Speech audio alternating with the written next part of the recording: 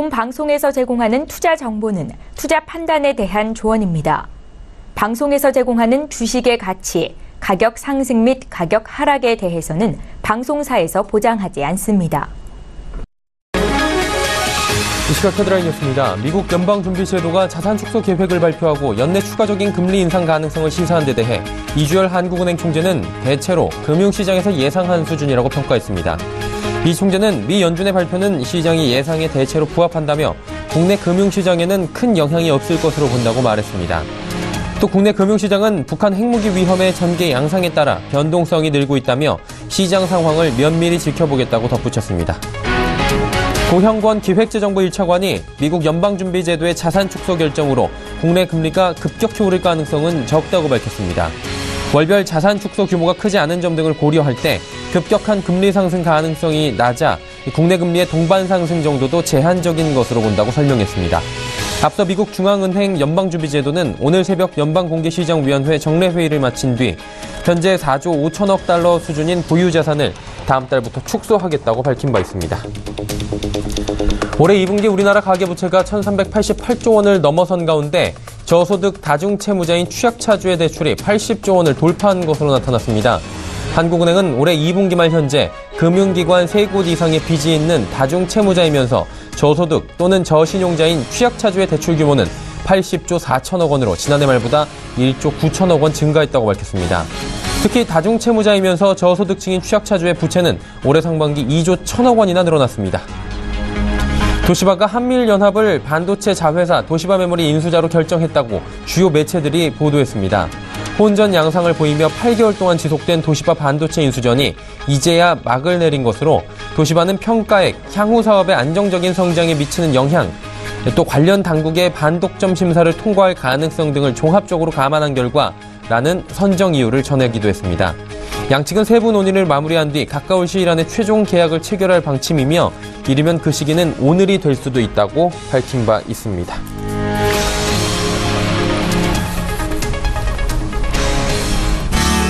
시청자 여러분 안녕하십니까. 오늘 장내일장 일부 서정덕입니다. 간밤에 큰 이벤트가 있었습니다. 미 연준의 FOMC 정례회의가 있었는데요.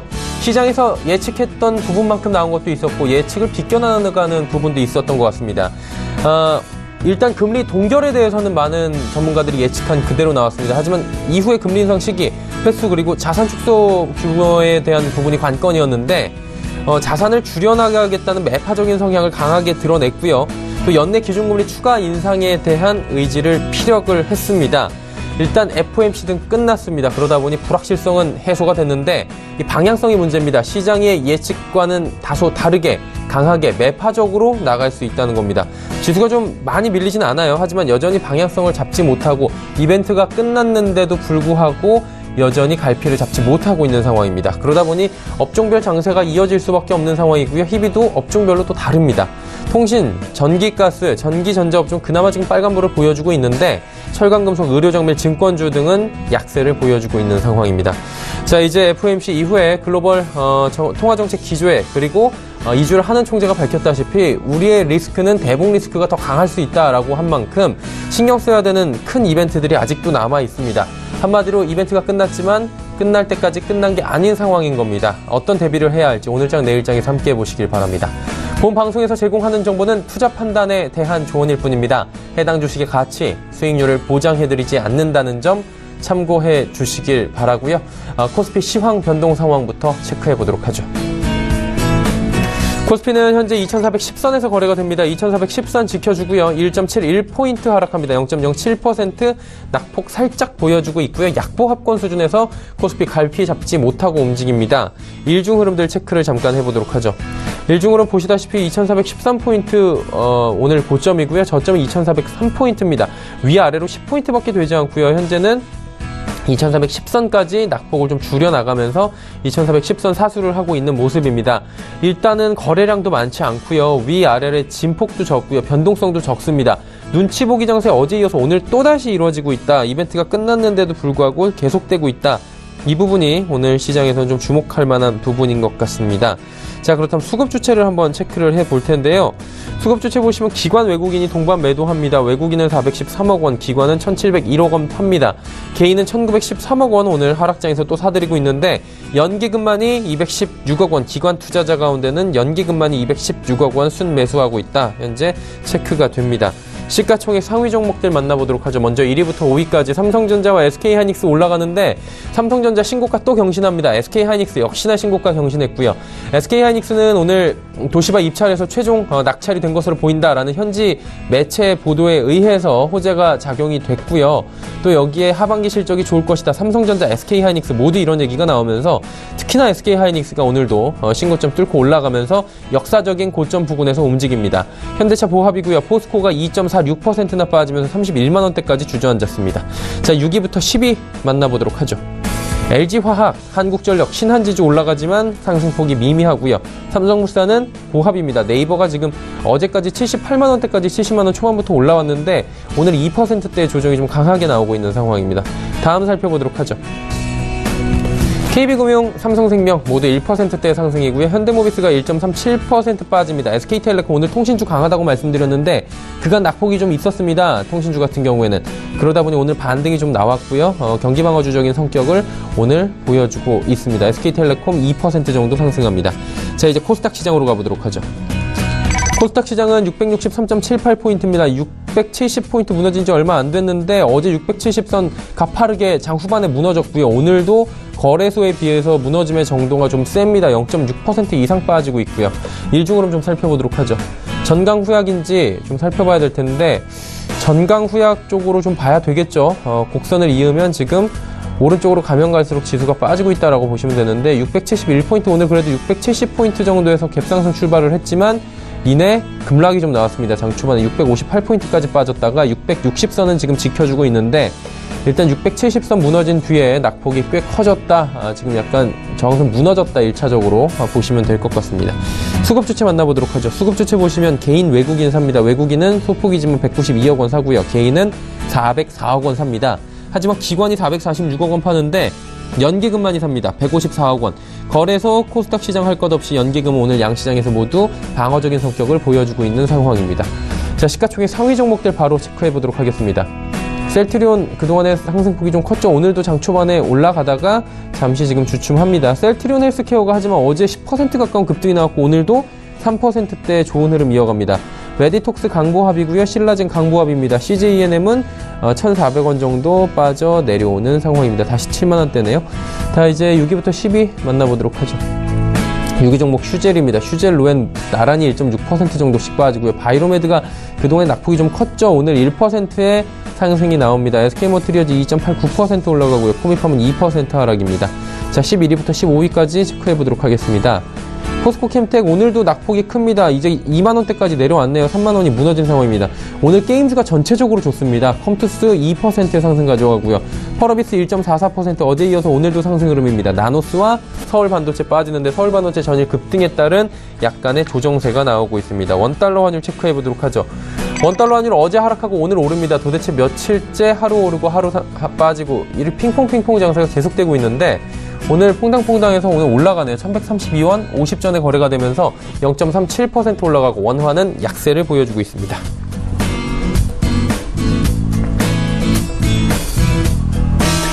국내 양 증시 흐름 여기까지 살펴보도록 하겠습니다.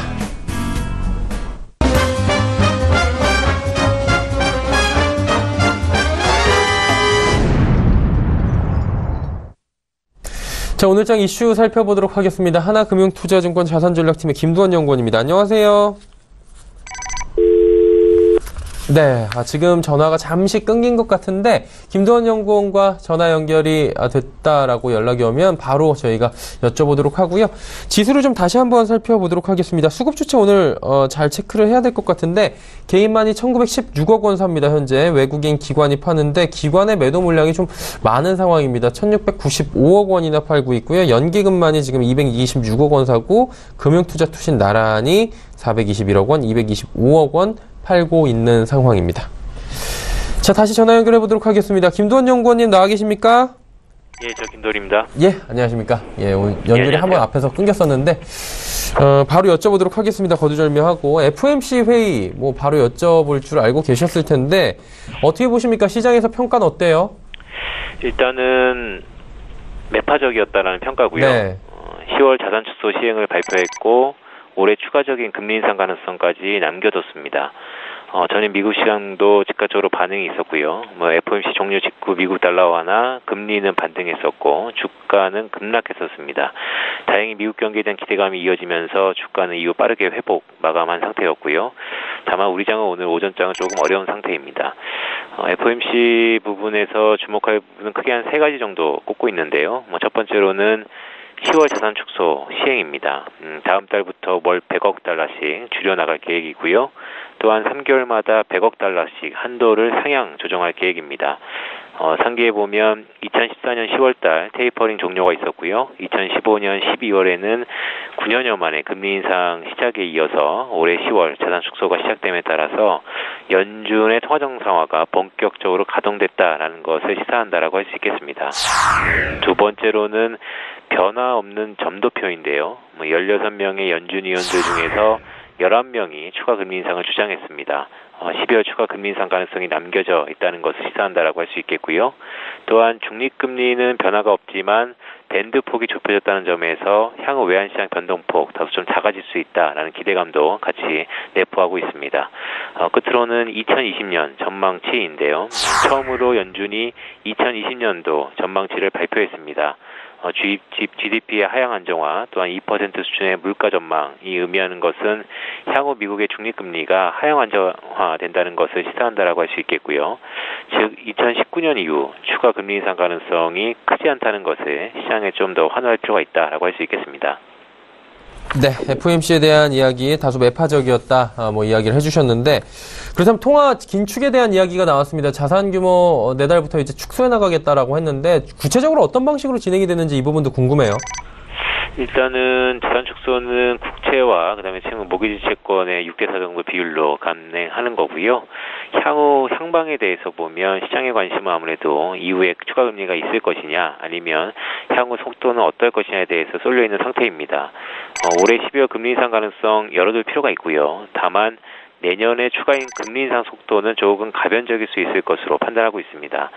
먼저 올해 점도표는 기존의 1.4%를 유지하면서 12월 금리 인상을 시사했다라는 점이 특이하고요.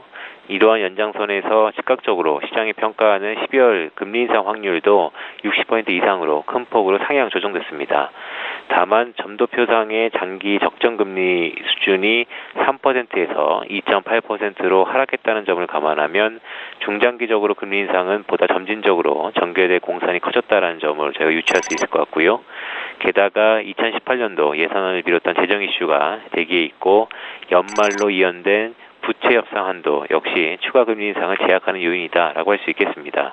기본적으로 연준의 전망에서 나타난 것처럼 내년 물가 압력에 대한 자신감이 상대적으로 낮아졌다는 점 등에서 보면 앞으로 금리 인상 실행과 속도는 우리가 좀 가변적일 수 있다라고 할 수 있겠습니다. 네. 일단은 연준의 스탠스 확인을 했으니까 이 각국의 통화정책 기조도 좀 여기에 맞춰서 변화가 오지 않을까라고 예측은 할 수 있을 것 같습니다. 일본, 유럽, 그리고 한은 같은 경우에도 통화정책의 기조가 좀 변화가 있을 것 같은데 이 부분은 어떻게 전망하십니까? 일단은 여타 선진국들에 대해서도 또 한번 관심이 주목되는데요. 유럽과 일본 등과 같은 여타 선진국 중앙은행들 역시 마이웨이, 즉 자신의 갈 길을 갈 것으로 예상하고 있습니다. 특히 유럽은 지난 9월달 22 통화정책 회의에서 이미 내년과 내후년 물가 전망치를 낮춘 상태이고요. 미국의 통화긴축과는 별개로 향후 완만하고 안전한 통화긴축을 진행할 것을 시사하는 부분입니다. 일본 역시 좀 전에 끝났는데 완화적 스탠스 고수했고요. 이미 지난 2006년 섣부른 긴축으로 인해 시장 충격이 컸다는 경험에서 아무래도 완만한 스탠스 계속해서 이어갈 것으로 예상하고 있습니다. 따라서 유럽과 일본 등 여타 선진 중앙은행들은 완만하고 안전한 스탠스를 보이면서 글로벌 경기에 불안 요인으로 작용할 공산은 상대적으로 좀 낮아졌다 판단하고 있고요. 한편 신흥국 범주에 있는 한국은 추가 금리 인상 가능성 열어둘 필요 있을 것 같습니다. 유럽과 일본 등 주요 선진 중앙은행들의 완만한 통화 긴축을 예고하고 있지만 결국은 글로벌 통화 정상화를 견인하고 있는 미국이 통화 긴축으로 노선을 바꿨다는 점이 매우 좀 중요할 것 같고요. 시기적으로 올해까지는 통화 정책의 변화가 없더라도 하는 입장에서 내년 상반기부터는 금리 인상 가능성이 열어둘 필요가 있을 것 같습니다. 네. 벌써 이제 다음 주면 추석 연휴가 시작이 됩니다. 다음 주 금요일부터 이제 떠나시는 분들 계실 텐데 이게 어떻게 이벤트 주시할 만한 것들이 또 있을까요? 다음 주는 미국 연준 위원들의 연설 릴레이 예정돼 있고요. 네네. 9월 FOMC 직후 이어지는 연설이라는 점에서 시장 이목 집중될 공산이 큽니다. 비두기적인 스탠스를 보이는 더들리라든지 아니면 에반스 아니면 카시카리 위원들의 연설이 주초에 예정돼 있고요. 반면 매파적인 스탠스를 보였던 메스터라든지 또는 하커 위원들의 연설은 주 후반 예정돼 있습니다. 즉 한 주 동안 서로 다른 스탠스를 보이는 연준 위원들의 연설이 예정돼 있다는 점에서 금융시장의 변동성 높일 가능성 여전히 열려 있다라고 할 수 있겠고요. 더구나 장기간 추석 연휴를 앞두고 있는 상황에서 서로 상이한 성향을 보이는 연준 위원들 연설 릴레이가 있다는 점에서 외환시장 특히 움직임 주시할 필요가 있을 것 같습니다. 월말을 맞이한 수출업체 내고 물량 또한 쇼커버 물량 출해 등이 혼재되면서 국내 달러 환율 향방 매우 좀 중요하게 영향을 미칠 것 같고요. 연휴를 앞두고 미국 연준 위원들의 연설 릴레이 다음 주에는 좀 주시할 필요가 있다라고 할 수 있겠습니다. 네, 다음 주에 이벤트까지 짚어봤습니다. 오늘 말씀 감사합니다. 예, 고맙습니다. 하나금융투자증권 자산전략팀의 김두원 연구원과 이야기 나눠봤고요. 이슈 칼럼 바로 이어갑니다.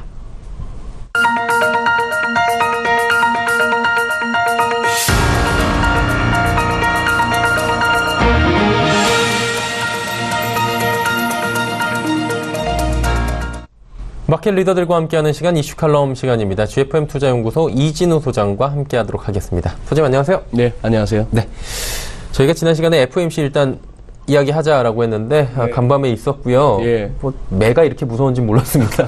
매파적으로 돌변을 했다라는 이야기들이 뭐 헤드라인으로 많이 나오는 것 같습니다. 네. 어떻게 보셨습니까, FOMC? 예. 지금 앞서 우리 김도원 연구원께서 잘 정리해 주셨어요. 예, 예. 네. 거기에 이제 조금만 더 이제 제가 첨언을 하자면은 일단 이번에 보유하고 있는 국채하고 모기 채권 재투자를 갖다 이제 안 하기 시작하는 거. 그게 3월 달에 이미 운을 뗐고 그다음에 6월 달 FOMC에서는 그 성명서 뒤에다가 점도표 플러스 또 아예 한 A4 용지 한 2장 정도로 해가지고 구체적인 방법론까지 제시했었거든요. 예, 예. 그 얘기대로 간다는 겁니다. 일단 100억 불, 월간 100억 불.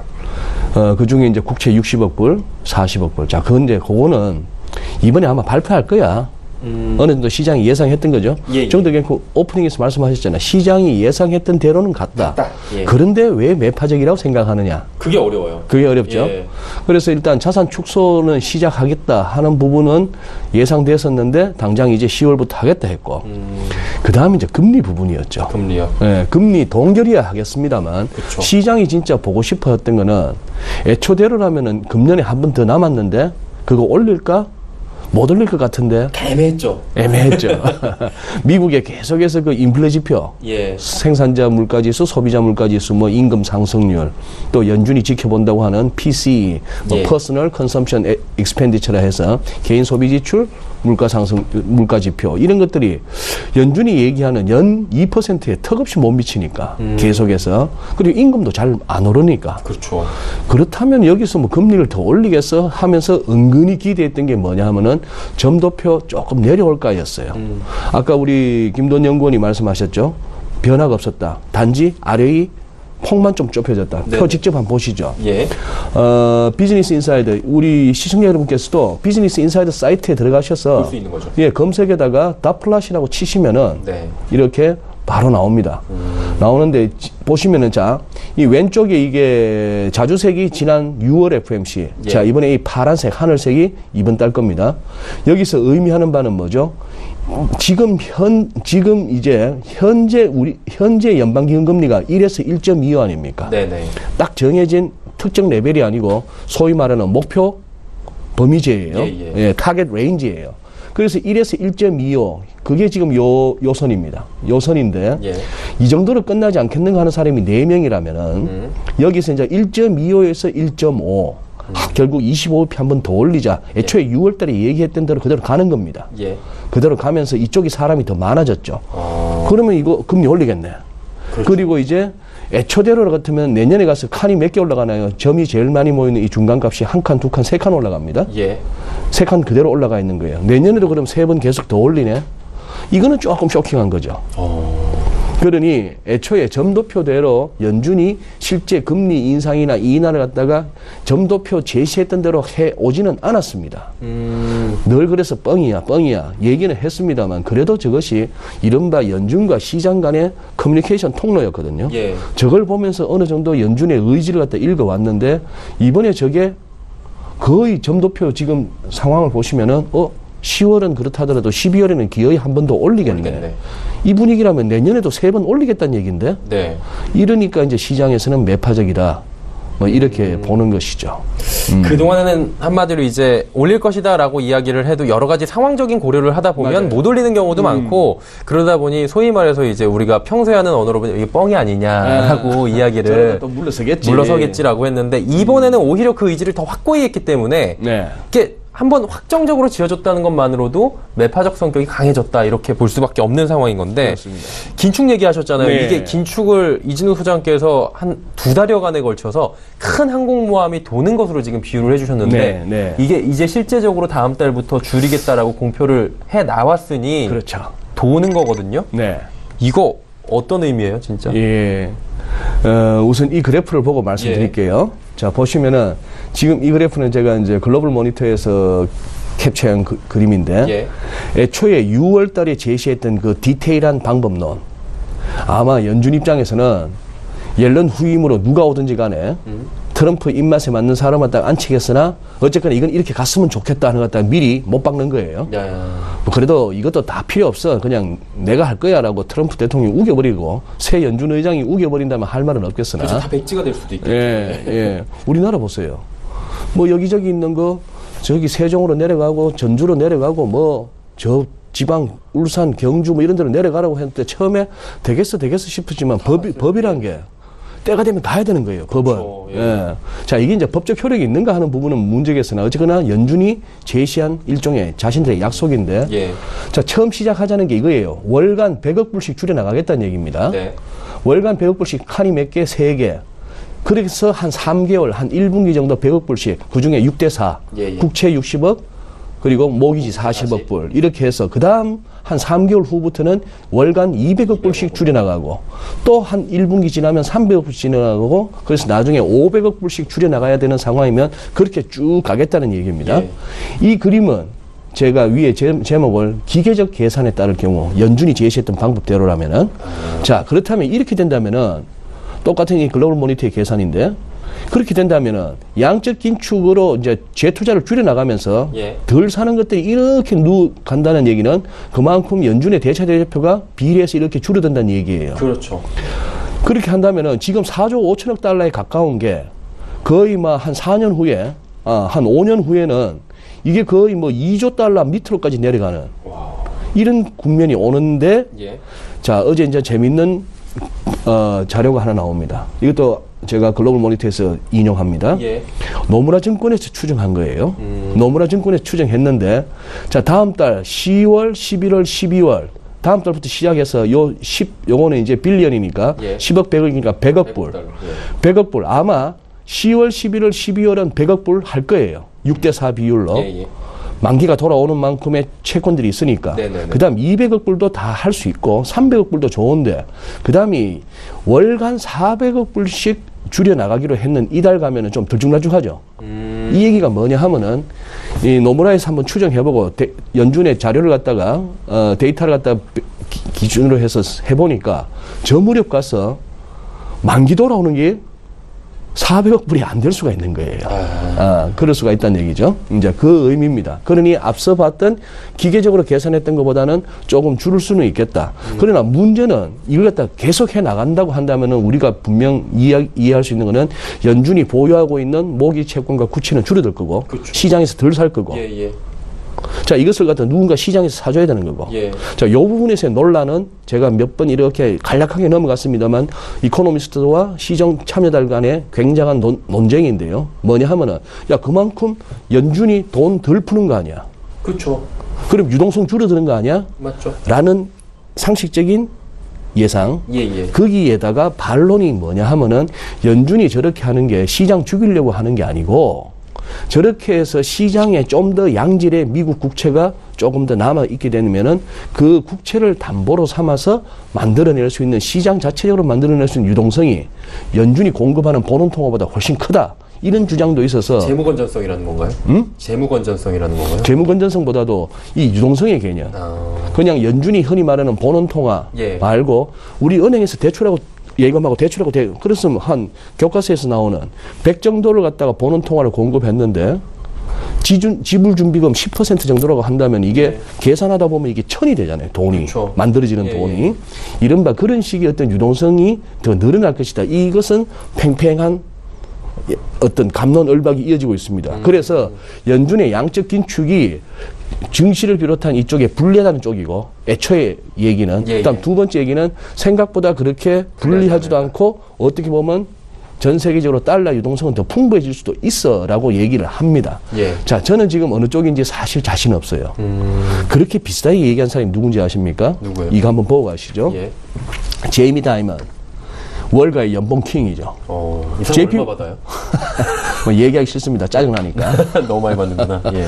자, JP 모건의 CEO. JP 모건하고 골드만삭스 같으면은 월가 최고의 뭐 IB죠.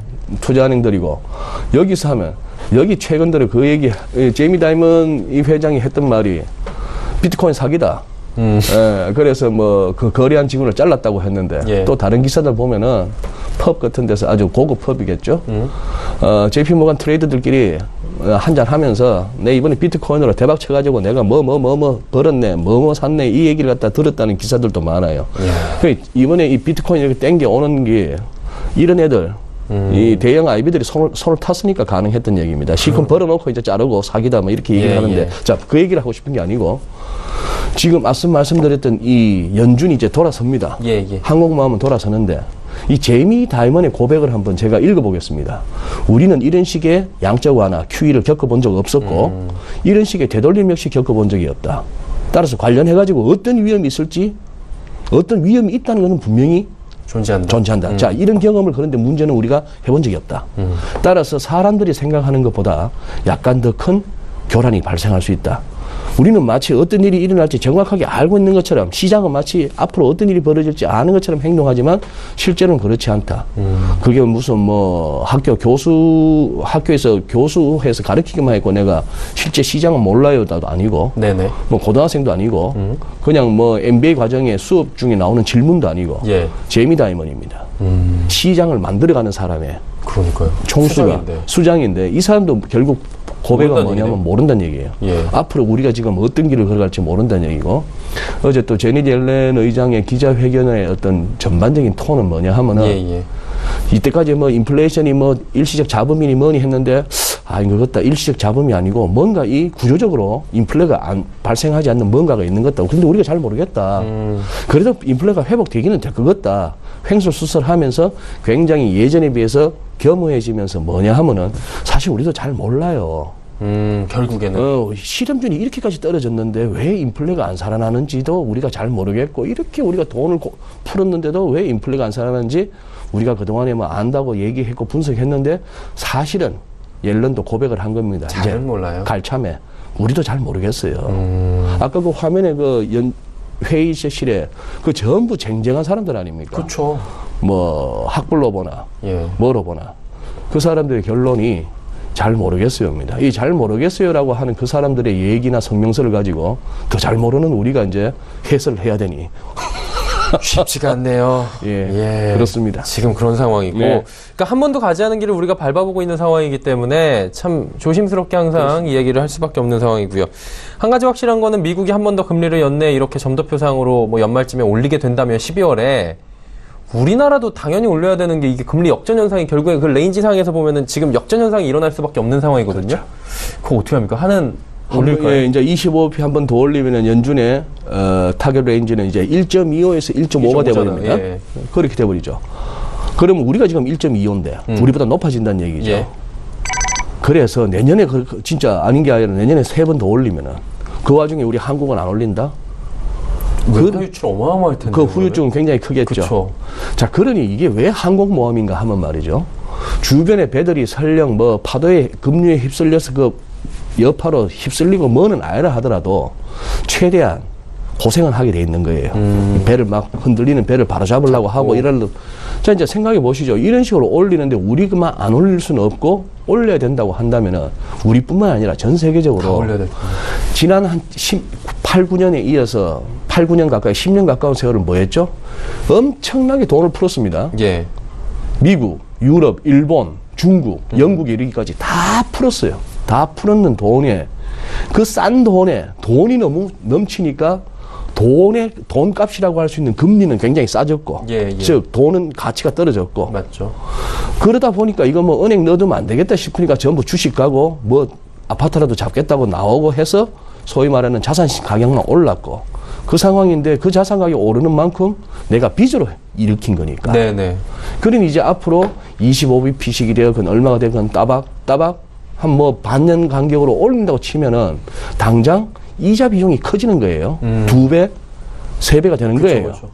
그쵸. 그런 그 여파, 그러니 배가 뒤집어지진 않는다 하더라도 땀 좀 흘려야 되는 상황인 거죠. 네, 풍랑을 거의 뭐 네. 맞이할 준비를 해야 네. 되는데 그 풍랑이 얼마나 인지를 모르다 보니 참 쉽지 않을 것 같은데, 사실 지난주에 구리 가격하고 중국 위안화 이거 해야 되는데 지금 시간이 이거 한 주 더 있다가 해도 괜찮은 이슈예요? 다음 주 하고, 예. 그건 다음 주에 살펴보시도록 하고, 예. 요 준비한 요것만 말씀드리고 예, 1분 예. 내로 마무리할게요. 네. 유로달러 한번 보시죠. 예. FMC 이후에 유로달러 보시면 밀립니다. 유로 약세입니다. 그러니까요. 자, 이걸 갖다가 10분 차트로 한번 보실까요? 이 1유로당 1.2달러 여기에서 막혔다가 여기 다시 올라가도 좋을까 말까 하다가 결국 푹 꺾였습니다. 예. 10분 차트니까 10, 20, 30, 한 40분 만에 예. 이렇게 빠졌어요. 이거는 뭐냐? 원빅 이상 빠졌다? 결국 연준의 성명서가 되었건 점도표가 되었건 시장은 그걸 보는 순간에 판단하기로 이거는 달러가 강이다라고 본 거죠. 자, 위안도 마찬가지입니다. 계속 강하죠. 네. 위안도 계속 강하고 구리도 계속 떨어지고 있는 그런 상황. 네. 우리 서울에서도 마찬가지죠. 지금 FMC 여파 플러스 그리고 약간의 유행인데 딜러들이 또 위안화 쳐다보네요. 그러다 보니까 환율이 1130m로 자란 겁니다. 저놈의 코스닥도 666 타령이구나. 예, 663, 666 예, 지금 이러고 예, 있습니다.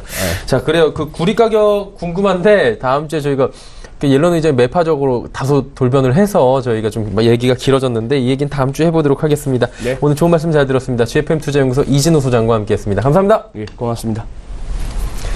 오늘 장 내일장 1부 함께 하셨고요. 잠시 뒤 2부 예고해드립니다. 많은 종목 이야기 준비가 되어 있는 라이브 매매 타임, 그리고 여러분의 종목 상담은 100원의 정보 이용료 추가되는 샵 0082번으로 활짝 열려 있습니다.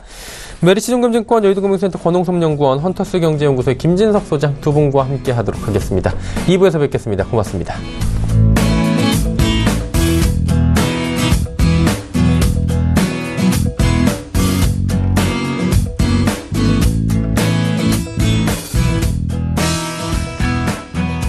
본 방송에서 제공하는 투자 정보는 투자 판단에 대한 조언입니다. 방송에서 제공하는 주식의 가치, 가격 상승 및 가격 하락에 대해서는 방송사에서 보장하지 않습니다.